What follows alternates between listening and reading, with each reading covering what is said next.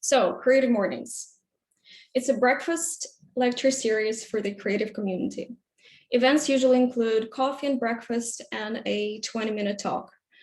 But of course, it applies to the times before COVID-19. So here you can see one of our events. It was in November 2019 at X Design Trondheim. Amazing times, miss it very much. Hope it'll come back soon. Creative Mornings is currently in over 223 chapters or cities and 67 countries worldwide. 27,000 morning people attend a Creative Morning talk every month. Our events are and always will be free. Every month there is a theme. And this month the theme is resilient. To be resilient is to be adaptable. It's a way of being that's flexible and alive, balancing with the stuff of survival, learning, evolving, and intertwining our roots to share resources and to create a strong anchor of collective care. Like trees in a storm, it means swaying instead of snapping. Creative Mornings in Dallas chose the theme, and the artist Nikki Dion made the accompanying illustration. So I'm just going to say a couple of words about the program today. We are going to have a 20-minute talk from our speaker and a Q&A session later. Our fabulous volunteer/organizer, Erin, that you guys have already seen before, will collect your questions and read them out loud. So please send us your questions during or after the talk. Before we dive into the presentation of the speaker and the talk itself, I'm going to present our global partners. Thank you, MailChimp, Creative Mornings' official global partner for marketing. MailChimp recently released the first truly global benchmarking survey for freelancers and agencies. It's designed to help you run a better business through insights, tips, and best practices from around the world. Thank you to Skillshare, our global partner for online learning. Skillshare is an online learning community helping millions take the next step on their creative journey. Browsing Skillshare's online course catalog, you'll find lots of past Creative Morning speakers teaching their skills. Whether it's creative writing with Roxanne Gay, lettering with Jessica Hish, or map making with Anne Dittmeyer, there's so much to dig into. Check out our newsletter post on our Facebook page for more details on Skillshare. And finally, the speaker. I'm honored to present Kristina Mineeva, a passionate marketing strategist and business development manager with experience from NGOs, startups, and small businesses. She finished her master's degree in business from University in Buda in 2017 and had lived in Oslo since then. But recently, she moved to Trondheim. Lucky Trondheim. In April 2020, she became a part of the Humans for Humans team. Humans for Humans is a Norwegian NGO with international reach, which provides free mental health support for human trafficking survivors and professionals who work with them.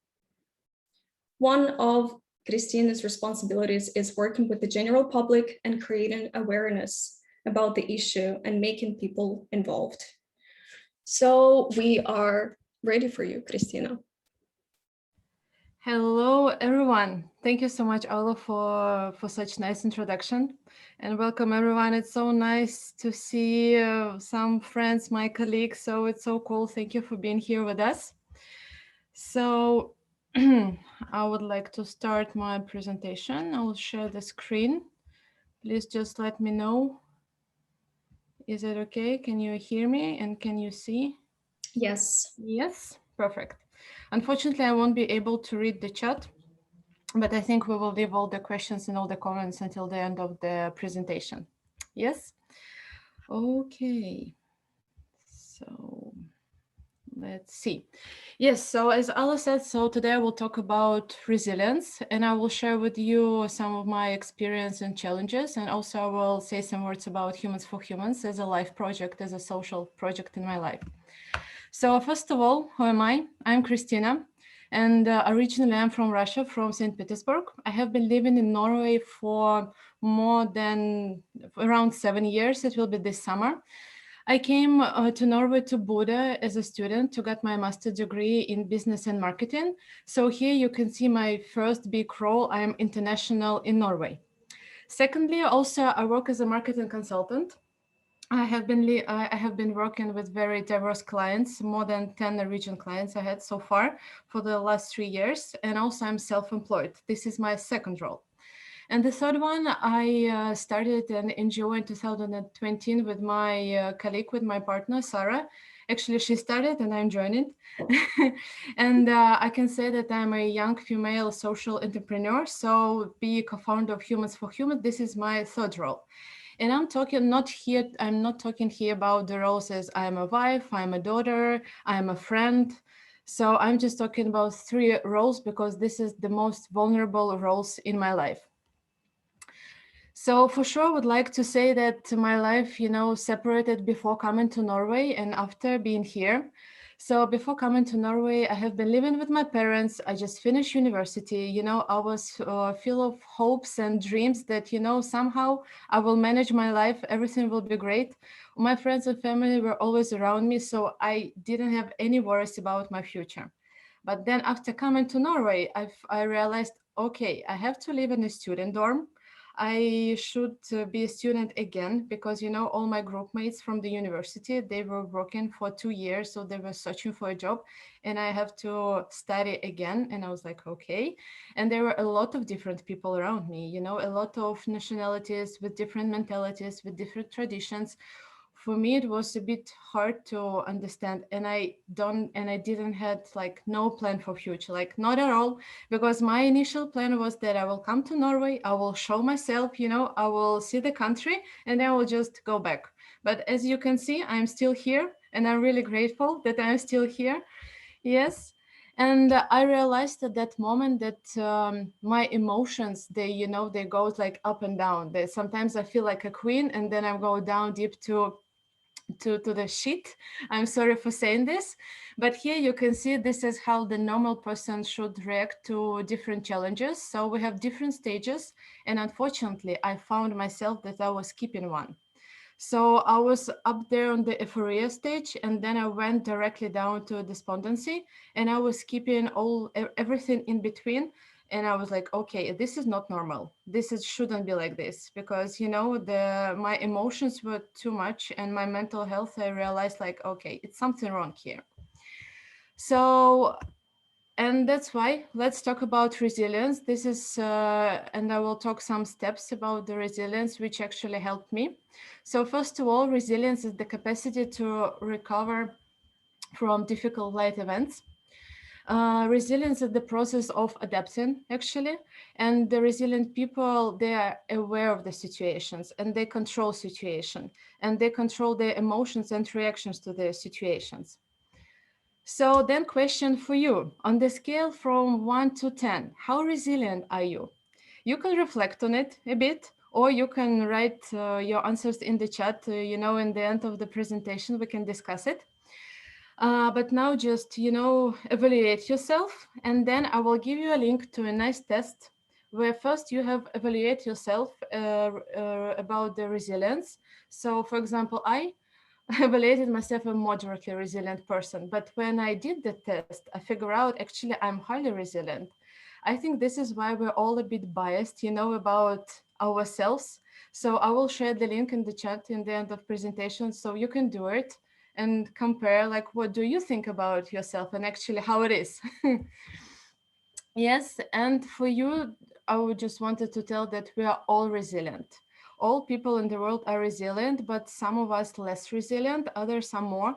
And for example, if you feel that you are not resilient, that you have struggles in your life, I really suggest you to ask a professional for help. There is nothing here, to ask for this help. It's totally fine. For example, I'm from Russia, and we have that stereotypes that when you go to psychologist, to psychiatrist, that is like something wrong with you, you're sick. Actually, you're not. Sometimes it's really hard to handle all the challenges. But today we will talk about, let's say, like self resilience, how you cure yourself by yourself. So there are 5 pillars of resilience. So it's emotional well-being, it's future focus, inner drive, physical health, and relationship.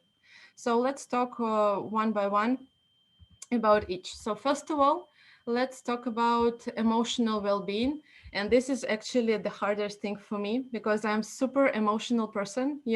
My emotions goes in front of me, and then it comes on my reactions. So here you can see 3 points which you can use to calm yourself down. So first of all, take a moment to think about the emotions you're experiencing.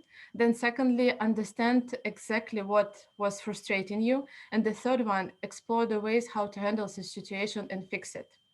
And also you can do some grounded exercises in meditation.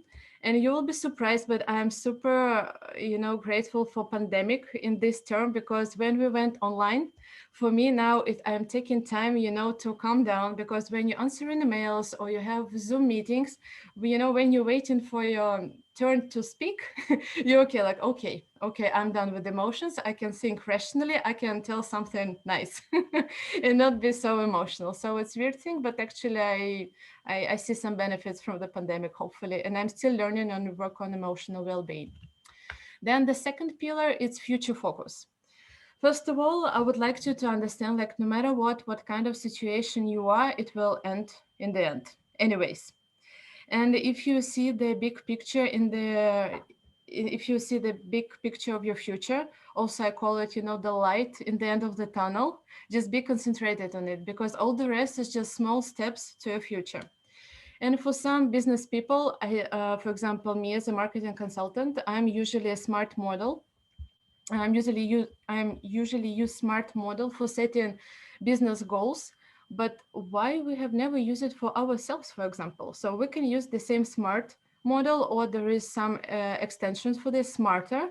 So our goals should be specific, measurable, achievable, relevant, time bound, and some extras we have evaluate our goal and readjust if needed. So it's really nice tool which we can use in all goals in our lives. But one more thing, to focus on future, don't forget to look back. So for example, here you can see my life timeline. So on this timeline, you can see different events which were super challenging for me, but I took benefits from them. And this is what I really suggest you to do, because sometimes, we're super focused on future, but we never look back to our achievements. So for example, in 2014, I came to Norway. I lived in Buda. I was super stressed. I was super scared. That is my first trip for so long without any friends and family. But in the end, when I'm looking back, I realized I became really confident and independent person because of this experience in my life. Then if you see in 2017, for example, I started my first real work. I get my first real working experience. I started as a marketing intern in a Norwegian startup. I was also super scared because it was unpaid internship and it was super unstable. I was super worried about my future. But now I can see that actually it's expanded my network, improved my hard and soft skills. So, all the achievements, actually all our challenges, I think it's our achievements. For sure there are different situations, but I really suggest you just draw this life timeline to be proud of yourself. Then the third pillar, it's inner drive. Inner drive, it's ability to focus on yourself on your daily basis, and it's really connected with our values, because all our decisions in our lives, all our, I don't know, decisions in our lives we do connected with our values. In here, I would like to do an exercise with you, but we discuss it with the moderators of the talk that we will do in the end of my presentation. So this exercise will basically take us like 3 minutes to do it, but I just hope it will help you to understand yourself better. The first pillar is physical health.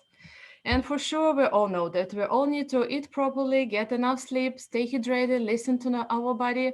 but actually we never really do it.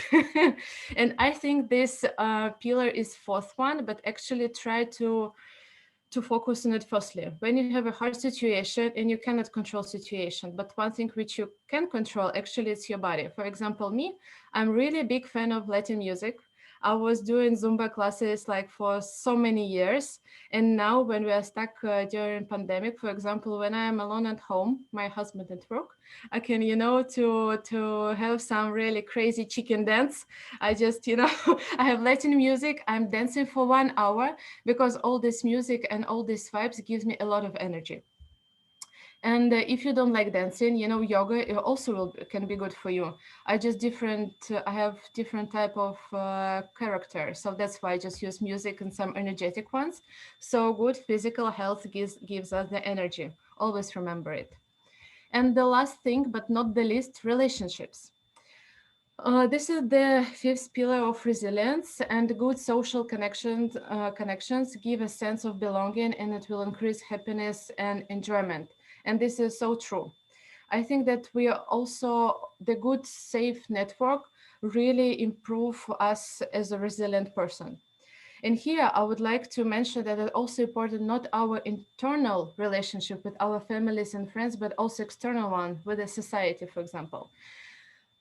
Me, I was always, do some stuff, work and listen to people, and I think I should do something bigger, something better. I don't know. I had this feeling, but I didn't know what should I do.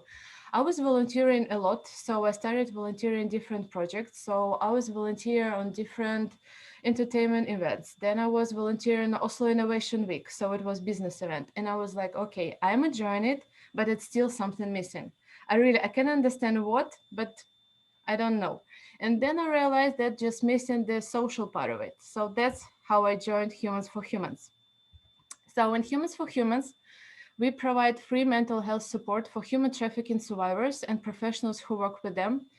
As I mentioned before, we're all resilient, and human trafficking survivors are also resilient people, but they just need some extra help to get there. For those who don't know, human trafficking is the recruitment, transportation, transfer, harboring, or receipt of people through force, fraud, or deception with the aim of exploiting them for profit. In our organization, we work on three main areas. So the core service we provide is treatment. We provide free mental health support. Also, we work with the prevention. We create educational programs for general public, for schools, for kindergartens, companies, hospitals. Also, we do campaigns and do events. Unfortunately, now we do only online events. Since we started in 2020, we started right before the pandemic. So we didn't have any chance to do it offline, unfortunately, but I hope that soon we all will be able to do it offline. And also we work on the progress. We create our own digital platform and mobile app for internal and external communication. Also, we do training for mental health professionals, and based on the training and mental health support, we do research. Probably you have a question like, okay, Kristina, what are you doing there? Because, it's connected with mental health. And you'll be surprised, but my partner and founder of our organization, Sarah, I think she's also here. Hello, Sarah. I hope you're listening to me. Yeah. So, and she is psychologist, and her background is psychology and all the mental health issues, let's call it like this. And my background is business, and we found out that we are quite a good match together. So my responsibilities, I work with the prevention part, I work with awareness, I work with the general public, and for sure with social medias. Since we're here on the Creative Mornings, I have a small case for you. Just tell you this is how hard it to be in social media for NGOs. So first of all, on the left side, like before and after. This is how we were presented on our Instagram last year.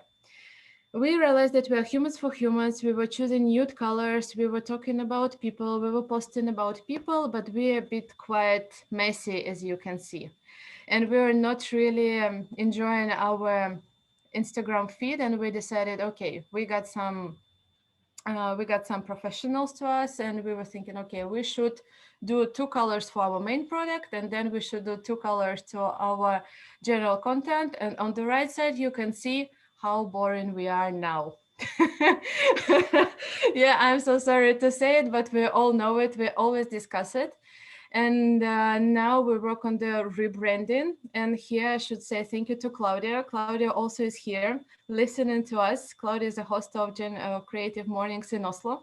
Thank you for being here. So she's a really big part of this rebranding. We are really grateful that she joined our team. Yes. And for example, if there are any designers who have some, I don't know, critical views on what we do, or maybe you would like to join us in our rebranding, you are welcome. More people we have, like more ideas we have, the better it will be. So yes, and for sure I cannot skip our team. So we have a great team of 18 amazing people. We all have shared values as empathy, optimism, and joy. So, and also we are from 13 different countries. The biggest part of our team based here in Norway, in Oslo, but some of us in different countries. And you know, because of the pandemic, we have never met before the 9th of May, actually the last month when we had the big meeting all together, because all restrictions in Oslo went down. So we decided, yes, this is the chance for us to meet. So we did it, and we have a cool session for 5 hours working and talking, even dancing.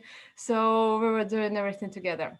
And you can see we have super diverse backgrounds. It's psychology, business, marketing, design, fundraising, law, human rights, media, social science, educational programs. And this is how important, you know, to create a network, to be with the group of same-minded people. That's why I'm talking that relationship at the fifth pillar of resilience is super important. And I feel that we are more than colleagues. We are maybe not really friends yet, but some of us, you know, inside of our team already starts to have closer connections. But I think we're getting there. And for me, personally, I'm super grateful for all of this. And to sum up, I just want to give you last suggestions how to be a more resilient person. Again, I'm 100% sure we all know what we need to do, but I don't know why we're not doing it. So first of all, find a sense of purpose and establish reasonable goals. Again, here you can see the SMART model to establish all these goals. Try to build positive beliefs and be optimistic. Like no matter what, in the end, there will be a light in the end of the tunnel, like for sure. Embrace the change. We have to be flexible and we have to adapt, because the last year showed it to us in terms of pandemic, for example. We really have to be flexible. Develop a strong and safe network. Take care of your health, so healthy and positive self-care, and develop problem solving skills and solve actually problems. You know, don't leave your problems, they won't solve by themselves. Yes, and for sure, try to enjoy every moment of your life. Thank you for the presentation. And I think that directly, can I jump into our exercise with the values? Yeah, Yes. perfect. Okay, great. So this exercise, this is my favorite one. This is not my idea. It was Sarah who showed me. She is psychologist for sure. You can see, and she, you know, she just testing on me some exercises. I feel like this. So what we need to do now, you just need to have a paper and pen, or maybe if you're sitting here from the computer, you can use your phone. From this list, please choose 10 different values. I can give you 1 minute or 2 minutes. Just when you're ready, please write in the chat, and moderators will tell me that the biggest part of the listeners are ready. So yeah, here you are. I can time it if you want me to. No, it's okay. I will do it. Okay, perfect. So 10 values, please.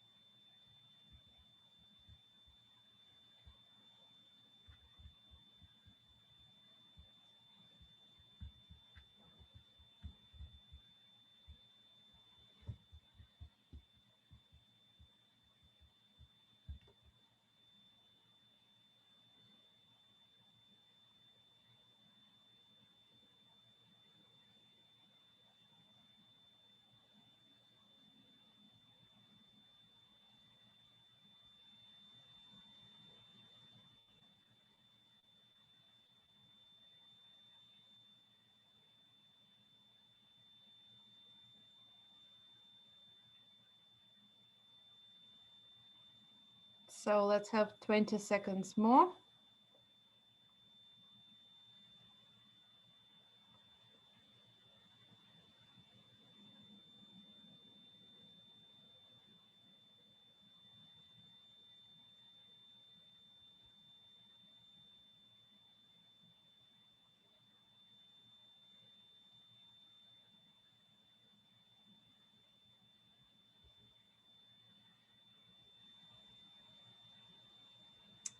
Yes. So, are you ready? Yes. Can you tell me, please, how it's going on? I just can see some faces. Yes, ready? Yeah, this is Ready? hard. Yeah. Okay. This No. is hard. Okay, be ready. It will be even harder now. So now you will have 40 seconds to cut 3 values from your list. And this starts now. Cut 3.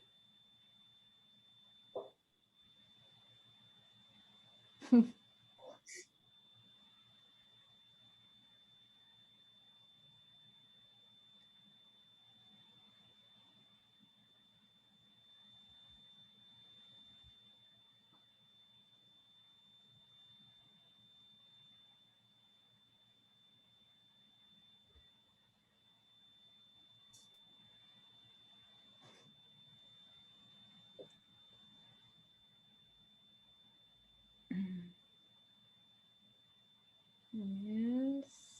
Ready? Yes, 40 seconds done. Then you have 7 values, isn't it? Yes? Perfect. Now I give you 30 seconds to cut 2 more. Let's go.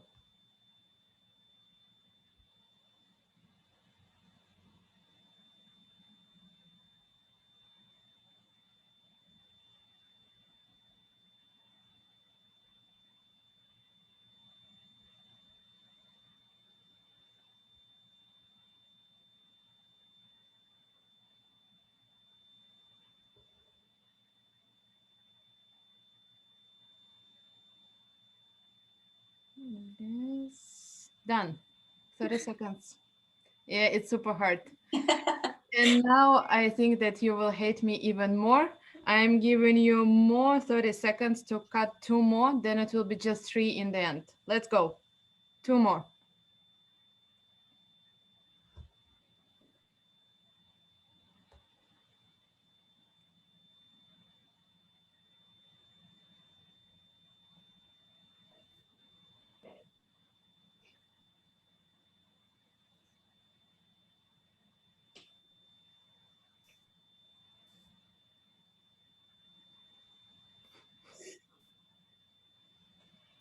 Yes, and done. Okay, so how is it going? Are you ready? I know that it's quite hard. It's hard to choose just 10. It might hard to cut some of them, but this 3, this is like the basic values. These values which you take in consideration when you do different decisions in your life. And I'm not saying that all the rest are not important. So all 10 are important, but these 3 are the main ones. And I suggest you, to do this exercise from time to time. You can sit a group with the friends, or just to test it, because it might be changing during the time, and it's totally fine. But these 3 is like pillars for you. These 3 values. According to them, you do all the decisions in your life. Yes. Thank you for the exercise. And the last thing I would like to share with you, it's 16 personality test. This test is quite famous. We always do it in Humans for Humans. It helps to understand yourself better, also to help understand your strengths and weaknesses, and also it can give you some answers in terms of your career. And sometimes if it's like a group of people, or you do it at work, you can do like the whole team can do it, and then you can understand yourself, like what kind of personality each person in your team has, and how to work together actually. So it's really helpful. And also, I think I will just give all the links to all these tests in the chat when I finish the presentation. Yes, thank you. That's all from me. Thank you so much. That was super interesting. quite intensive, isn't it? It was also very painful to cut out all of these precious values. Yeah. But I think, let's see, if you're ready, Kristina, we can jump into the Q&A session with Erin. Yeah. If you guys have written any questions. Yeah, so if you guys would type your questions in now, I can kind of moderate, and I have a few here to start. Yeah. You're ready. I have a question for you to begin. Okay. Since I'm moderating, I feel like I can start. And when you were giving this talk, I was just thinking about, like, how do you trust your vision when you hit a major roadblock? Like, how do you know when to walk away from something? Mm-hmm. Or when that this is just a difficulty that you need to persevere through? Like, what is the first thing you do to assess that question? It's really good question. Thank you so much. And I just will give an answer as a person. I'm not a psychologist, I'm not a specialist, how it should be. I think it's just my intuition. Sometimes we just need to listen to ourselves and feel like, do I really need it? Sometimes you're trying to open the closed door, but do you really need it? I mean, like, is it yours? Just listen to yourself. But sometimes, like, no, this is what exactly I need. This is my goal. This was the plan. Just go and do it. So I just feel it. Basically, it's not something rational. It's something on emotional level. I just feel that this one for me and this one is not. So that's why some challenges you have to overcome because you feel it will make you better. But some just leave them. Yep. I hope that I answer your question. Yeah, no, that's wonderful. Yeah. That's wonderful. Yeah. Yeah, exactly. Intuition. Yeah, Anastasia, yeah, you're right. Yeah. Yes, yeah.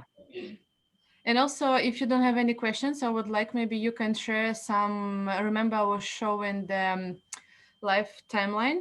So you can share some challenges in your life, for example, and you can tell how you overcome it, or maybe not how, but what you feel after you did it. It will be nice experience to share with others.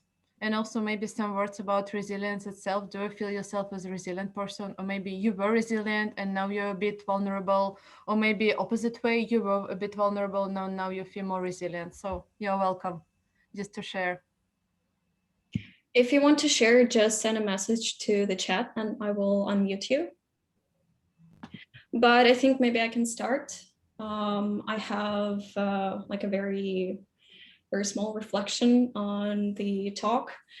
I was also growing up in Russia, and I think it is our mentality to, like, you don't really have a choice to, like, if you have to do something, then you just have to do it. You don't really have a choice. And I'm personally a very emotional person. When I'm under pressure, I stress. I'm not this cold-blooded person that just does things. I'm not this robot. But I know that even though I'm stressing, I cannot just drop it. I know that I still have to do it. And this emotional stress is just my way of feeling better and distress. But I know that I have to do it. If I set a goal, I have to, like, there is no way to flake on it, pretty much. Yeah, this is so true. Thanks for sharing. And I totally agree that it's our Russian mentality because we got this from our parents because they were living in different life situations, so this is what they taught us, how we should behave. Like, no matter what, you should do it. Like, you must do it, you have to do it. So, like, that's all. Like it, enjoy it or not, just go and do it. And we're a bit different now, actually. So yeah, our generation, we're like, oh, I don't know, maybe yes, maybe no, we would like to choose. And this is good from one side, but because we are a bit I think that we are more healthy in a mental health. Mentally, we are really more healthier than our parents, but then we're a bit lazy, let's call it like this, and they're like, I didn't do it, let it be, like. So yeah, so it's like pros and cons about this. Yeah, definitely. Yeah, true. Yes, someone else would like to share, please? You're welcome.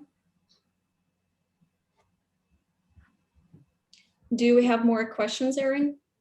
We don't have any in the chats that I have recorded. Okay, I'm going to. Yeah. I see someone has their hand raised though. I think Claudia has a. Yeah. Hi guys, good morning. I just wanted to give a word, just congratulations. Creative Mornings Trondheim was a great event. I'm really happy to be here. And yeah, I just wanted to give hi and say thank you, Kristina. And yeah, if you can share some story. I really loved how you share a story of, you coming to Oslo. I think you can all relate to, like, especially expats coming to a new city and just, you have to make it on your own. And it's a really empowering feeling after you accomplish something that you were struggling. So I just wanted to, I felt the same, and it's really good. I think every time that I encounter difficulty, I remember even like starting Creative Mornings virtual events.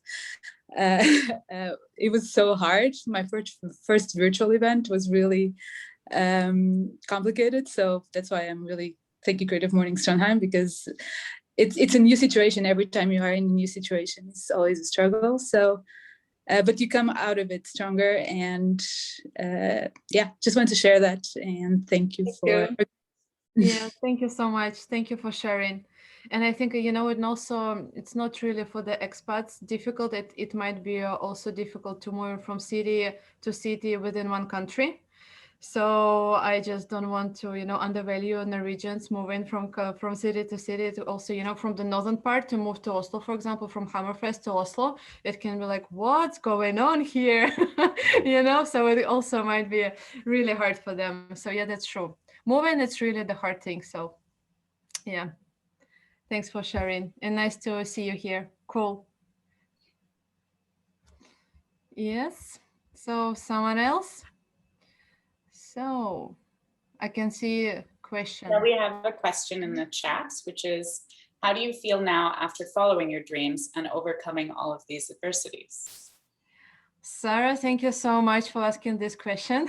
I feel really good. I just feel myself now that I'm in the right place. I'm a bit disappointed in terms of like what I'm doing. I can do more, but I'm just telling to myself I'm quite new in Trondheim. So, I just need some time to adapt a bit, and then I will be on my path to do the cool stuff here. So, but I'm really enjoying myself now. So all good with me. And thank you. Thank you for sure, Sarah. Yeah. It's so nice. I mean, it's so nice to see people here listening to me. So like, oh, yeah. Yes. Let's see. We have a question. Yep. Hi, guys. Hi. Hello. Hi. Nice to meet you all. Hi. So thank you for your wonderful talking, Kristina. It has been really insightful, and I think we all can relate to many levels, when we figure out what path we're on, what we're doing, and is it what we're supposed to do, is questioning. But at some point, I feel myself like, I don't know how about the others, but like my personal view is that at some point, you should just let it go. Let it go, let it go. Frozen. So definitely remember that thing, because it's really positive context around it. So you kind of let it go, and you just sort of, get this feeling of a flow. I think it's really important. Whenever you are, anywhere you are, just like try to not like to see the positive, just to try to maybe dive in and like let yourself be absorbed in it, let yourself soak a little bit. I think it's all fine. I mean, you're not supposed to be on this happy journey throughout all of your life. That mentally unstable, believe me. Like you have to have, downfalls, you have to have grief, you have to have sadness, you have to have I don't know, euphoria, tough days. It's all normal, it's all important to have, so we know also the difference. But the about this resilience and these gaps you were talking about, when you come from above and all the way down. I think the thing is that it's really smart to be so self-aware, like kind of develop the self and respect, so you can at all times see, maybe I'm not so okay. So haven't been going on for a long time then, so you can have this self introspect inside of you and like, oh, well, maybe I need to cool down or just, have a couple of days off and to just, not get blinded by my work or my duties, just to sort of separate myself. And just coming, so some reflections over there. But coming back to realities, I've been myself on a job hunt for quite a long while. So one of the questions I was asked recently, I just wanted to share with you guys. I was asked this question: so how do you relate to stress? And it wasn't, and they really wanted kind of a broad feedback on this question. And I was like, well, yeah, I think, and this is what happened recently. I understood that it's really important to separate yourself, like not like mentally, but emotionally from situations. Yeah. You can be present, you can talk, you can do things, you can, execute tasks, given, I don't know, responsibilities, but you don't need to like be all the way present, like you don't need to give all of yourself all the time. Like keep yourself to yourself, because we have so many interactions during the day. We have, you wake up, you meet your husband or boyfriend, or I don't know, family, sister, brother, siblings, maybe you're a lone mom, and then you carry on and you meet so many people. So I think it's really important to be mindful about how much portions you give out. I mean, you don't need to be greedy, that's not what I mean. But you need to be a bit self-aware that you don't donate too much, like because we have what we have. And if you have a bit of a gut feeling that you don't like really, you don't really measure up to full content today, well, be brave about it, just embrace it and, measure out, portionize yourself so you don't lose yourself, Yeah. So sorry, I got carried away to behavioral psychology or something. Well, this is really great. Thank you. It was really powerful, I wish to say. Yeah. I even wrote to myself, like, keep yourself to yourself. Yeah. Love how you say it. So thank you for sharing. And I totally agree with you when you were saying that all the challenges, it's normal, to be sad and, to be bored and be like all these feelings. This is life. This is not challenge. This is life. This is how it is. We all should feel all the full spectrum of all emotions. So this is true. Of course, you need it. And the boredom, like if you guys think about this COVID situation, you many times maybe been sitting at your desk and home and like, but this boredom, it's so essential for us. I think Sarah, if she could stepped in, she could have told you all about it from psychology point of view. But like Short said, it's really important to reboot yourself. You have to have silence. You have to have boredom. You need it in order to reboot yourself and to be brave enough to meet the other day, because days are different. You don't know what's ahead. I mean, now it's COVID. What's next? Bring it. we're gonna fight it with the spirit of Frozen. So you need to kind of always feel those things, but of course, be aware what your reactions to them are. This is very important. What your reactions are to things or thoughts, and once you kind of are able to trace them, you're able to control yourself, your spirit, your mindfulness, about it. So it's very good. But otherwise, live life to the fullest, enjoy, be brave. It's very important, and all the rest will come. Yeah. So enthusiasm is one of my 3 things. Yes, I can see it. You're like, yes, we can do it. Yeah, thank you for sharing. Thank you so much. Yeah, That's great. Thank you, Anastasia. Yeah. Okay. Do we have any more questions or? Yes, yeah, there's a comment, which is surround yourself with those who bring you up. Yeah, I think it was Sarah who was just challenged by Anastasia, so that's why she's like, yay. Yeah, that's true. Okay, cool. Thank you for sharing all your comments, all ideas, your experiences. Yeah, thank you. Thank you so much. If we don't have any more questions, then I guess that's a wrap. And okay, we have another comment. Yeah. Yeah. Okay, but anyway, I have just realized that Creative Mornings community would not, or Creative Mornings would not be the same without its community. And it's really nice to have this little chat going on, and just it's so heartwarming. And let's see, I can't really open the chat because I'm sharing A lot of thank yous for today. Yep. Thank yous for the video. This is amazing. Thank you so much for sharing. Yeah. Perfect. Thank you so much.